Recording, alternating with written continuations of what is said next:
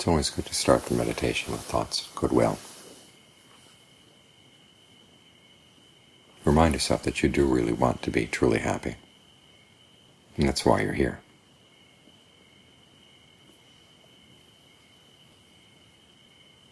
The thought helps to focus you. Where you're going to look for true happiness, we have to look inside. Because you know that every happiness, based on things that you see and hear and smell and taste and touch and think about,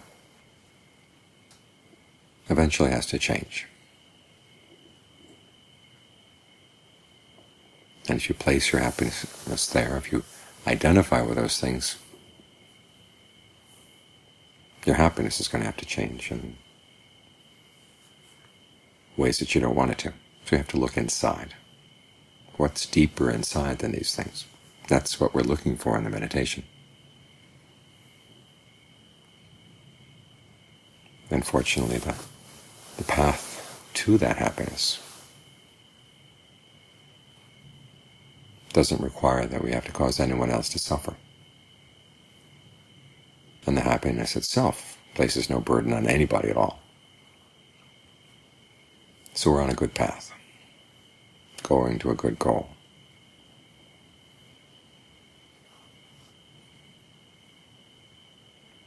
And as one way of guaranteeing that we stay on the path, we spread thoughts of goodwill to others too.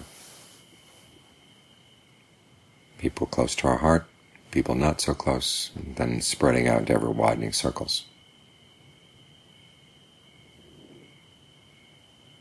That thought helps to open up the mind. As the Buddha said, it's like a large river of water. If you put a lump of salt in the river, you could still drink the water in the river. It wouldn't be too salty because there's so much water.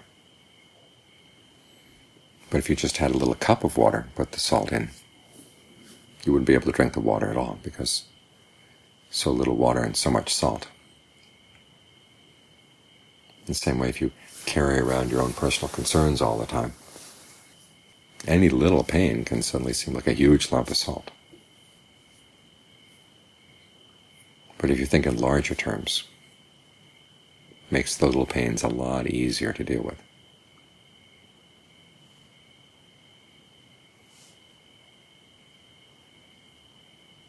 This also parallels the way the Buddha approached his own awakening. On the night of his awakening, that first knowledge had to do with his own narratives. But before he focused on the present moment in his third knowledge, he went through the second knowledge, where he thought of all beings, kind of picture the cosmos as a whole. So everybody passing away and then being reborn in line with their actions. It was because he saw the larger picture that he was able to see an important pattern, which he could then apply to his own experience of the present moment.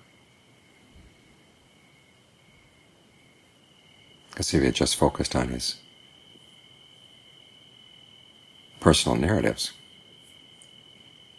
there's a lot he would have misunderstood. As he said, sometimes you do good in one lifetime and then suffer in the lifetime immediately following. Sometimes you do bad in one lifetime, and in the next lifetime you enjoy something really pleasant. And if you don't see the larger pattern, you would wonder, is there any connection between your actions and the results?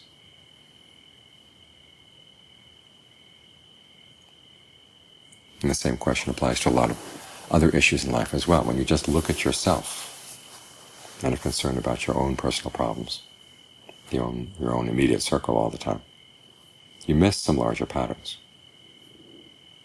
And that narrative can start weighing you down. But if you can air out your mind, thinking about all beings, get the larger picture, then it's a lot easier to come into the present moment with a sense of equanimity, a sense of solidity, confidence, that this is something you can do, and it's something that's important. the chant we had just now on aging, illness, and death and action is only part of what the Buddha's recommendation was for how to reflect on those things.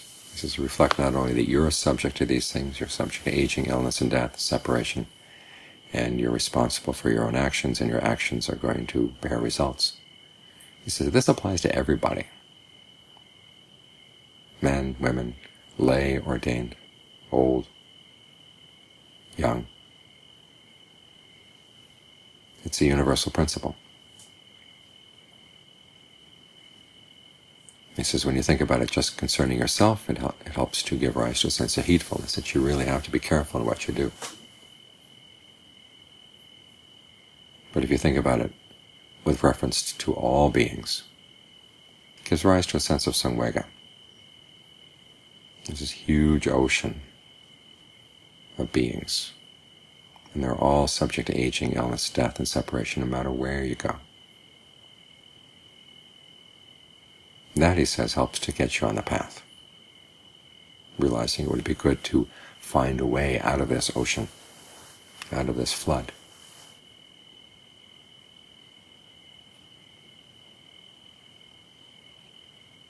So when you've thought in these larger patterns, then you can focus in on the present moment. Look at where are these floods coming from? Well, they're coming from the mind. And you're more in the mood to look at them, because it's not just you being responsible for your own mistakes, which sometimes is hard to take, especially if you're still wound up in some narratives about who's right and who's wrong in your life. But when you see the larger pattern, you realize everybody's doing the same thing. Everybody is suffering from the same patterns. So it takes a lot of the personal sting out of what you're going to see where you've been unskillful.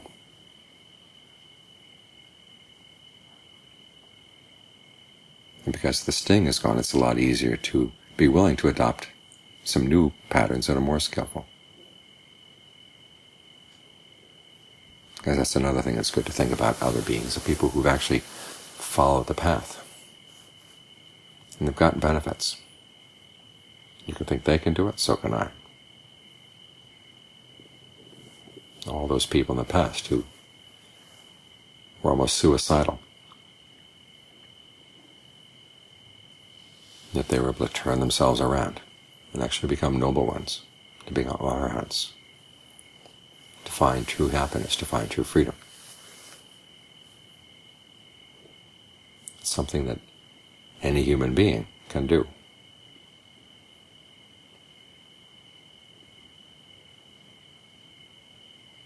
So it's good to think in these larger terms.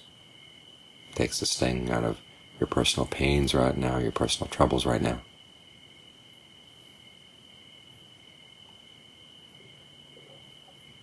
Especially when you look at the larger picture, not only in terms of all beings, but also the whole stretch of time.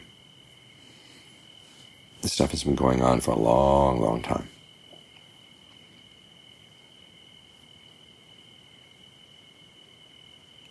When you come at this with a sense of enough, then you're really ready to settle down.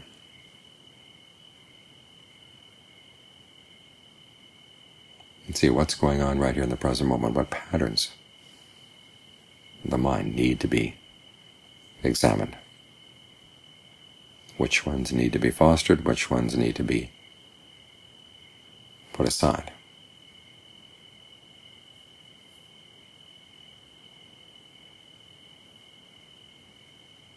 And we use the breath as our guideline in the beginning. You make up your mind you're going to stay with the breath, and anything else that comes in to pull you away, you can say, not now. No matter how good it may seem or how important it may seem, for the time being, you say, no. I've got something else to do here.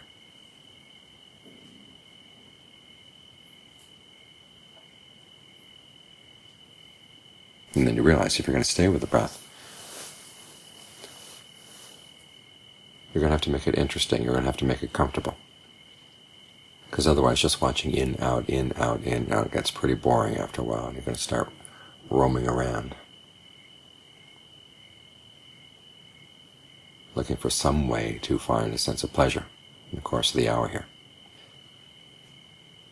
But you can remind yourself, okay, the breath can get very comfortable if you give it space, if you give it time. If you jump around too much, you're not giving things an opportunity to develop and to grow. So one of the skills you have to learn is how to hover around the breath and protect it. The Thai word "prakong," one that John Fuang used a lot. It's the same word they use when a child is learning how to walk. You walk behind the child and you have your hands out ready in case the child is going to fall. But you don't grab the child before the child falls. You have to let the child learn how to do its walking on its own. It's that same sort of gentle care, unobtrusive but ready to step in when necessary. That's the kind of quality you want to bring to the breath. Take a couple of good, long, deep in and out breaths. Notice where it feels good. And if it doesn't feel good, there are two ways you can work with it. One is to notice that as you're breathing in, at what point does tension build up in different parts of the body? Can you keep breathing in without that tension's building up? Can you consciously relax it? It's building up in your shoulders, relax your shoulders and still breathe in. See if that works. If it doesn't work, then you can change the rhythm of the breath, make it shorter. In short and out long, or in long and out short. Faster, slower, heavier, lighter, deeper, more shallow.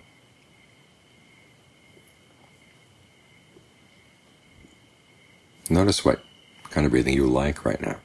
This is one area in the practice where you really can indulge your preferences.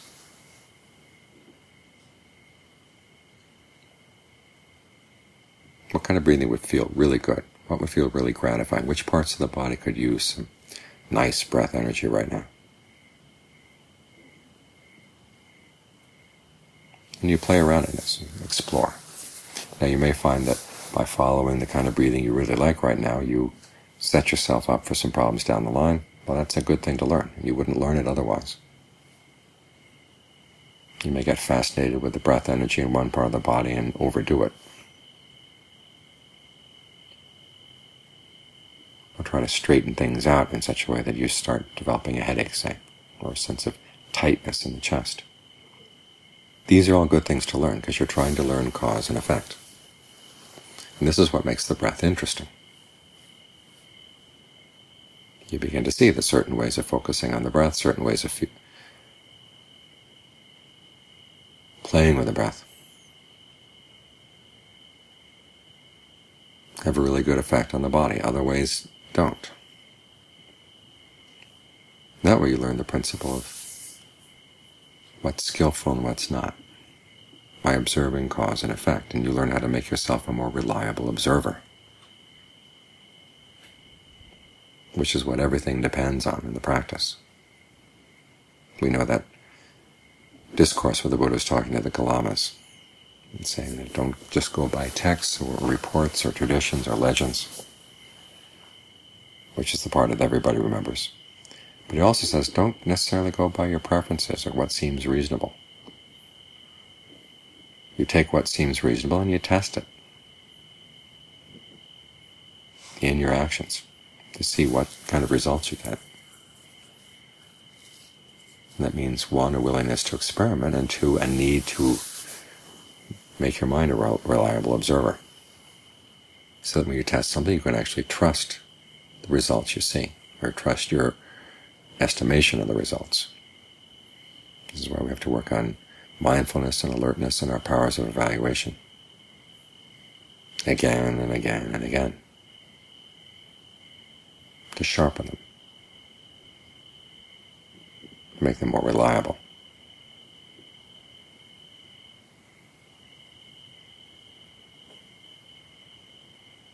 So that's the main issue we're working on, is to put the mind in a position where you can rely on it.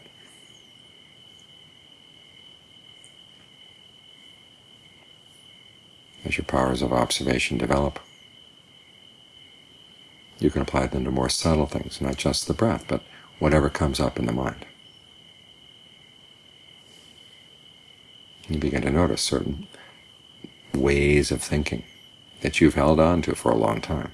They're actually causing you stress and suffering. And keep in mind the possibility you don't have to suffer. That's what that larger picture is all about, because it's not just thinking about all those beings in the world who are suffering just like us. But remember that some of them have found a way out. That possibility is there. What it means is you don't have to suffer no matter how bad things get. The suffering is optional.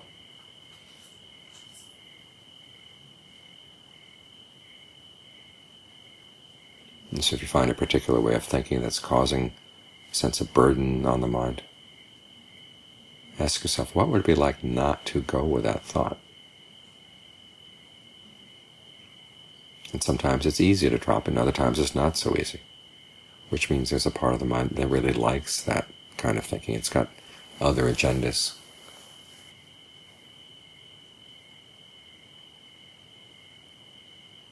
Or it's hoping that that particular kind of thinking will bring happiness in the future, or there's a sense of obligation. You've got to think in that way. You've got to worry about this, you've got to worry about that. Remember that woman who came to see Ajahn Fuang, who, after 2 days at the monastery, was ready to go back home because she was concerned about the family back home, how they were going to get along without her. He said, just tell yourself you've died. After you die, they're going to have to learn how to get along. So give yourself a little bit of that freedom right now.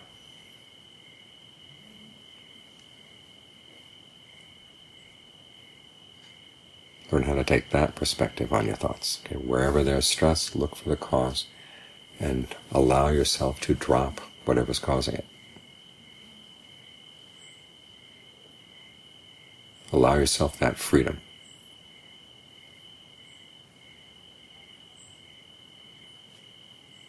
Because that's when you're really showing yourself goodwill. And it turns out there's also showing goodwill for others as well, even the people for whom you're ordinarily responsible.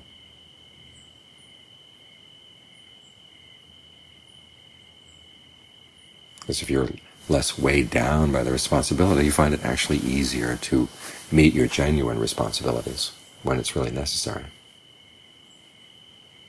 So learning to let go is a gift not only to yourself, but to other people too. So try to keep this larger perspective in mind.